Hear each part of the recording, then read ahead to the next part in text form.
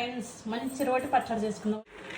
2 spoons పల్లీలు వేసుకొని బాగా ఫ్రై చేసుకోండి.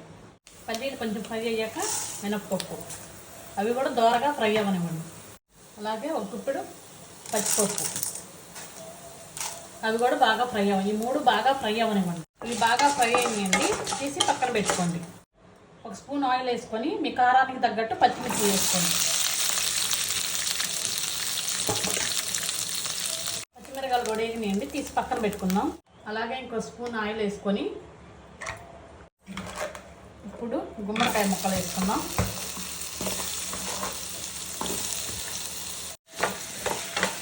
వీటిని మూత పెట్టి బాగా ఫ్రై అవ్వనివ్వండి. ఇవి టైం పడుతుంది ముక్కలు వేగటానికి. అక్క ఎప్పుడు గుమ్మడికాయ చట్నీ అయినా ఇంకొకటి రాదా అనబాకండి, వచ్చు.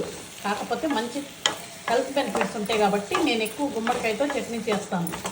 ఒకసారి మీరు కూడా ట్రై చేసి ఎలా ఉందో కామెంట్ చేయండి. ఇప్పుడు ఇవి ఫ్రై అయినాయండి, తీసి పక్కన పెట్టుకుందాం.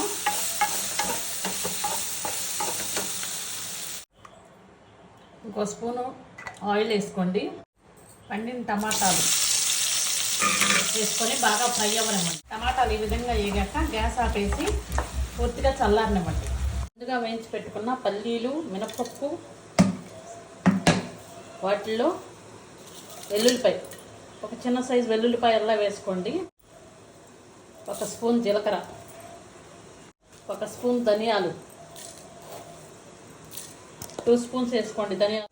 అలాగే 4 గింజల మెంతులు. వీటిని వరకు మిక్సీ పట్టుకుందాం.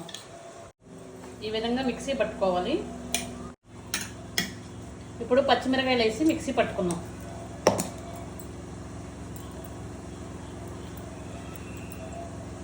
పచ్చిమిరకాయలు కూడా ఈ విధంగా కచ్చాపచ్చాగా మిక్సీ పట్టుకోవాలి. ఇప్పుడు గుమ్మడికాయ ముక్కలు వేసి మిక్సీ పట్టుకుందాం. ఈ విధంగా గుమ్మడికాయ ముక్కలు కూడా వేసి మెత్తగా పేస్టాలు పట్టుకోవాలి. టమాటాలు చల్లారాక పూర్తిగా టమాటాలు వేసి మిక్సీ పట్టుకోండి. చింతపండు, టమాటాలు ఈ విధంగా. ఇప్పుడు పోపు పెట్టుకుందాం. ఆయిల్ వేసుకుందాం. కరివేపాకు, ఇంగువ, పసుపు. పోపు ఫ్రై అయ్యాక గ్యాస్ ఆపేసి చట్నీ వేసుకోండి. ఇంతవరకు మనం ఉప్పు వేయలేదు, సరిపడా ఉప్పు వేసుకున్నాం.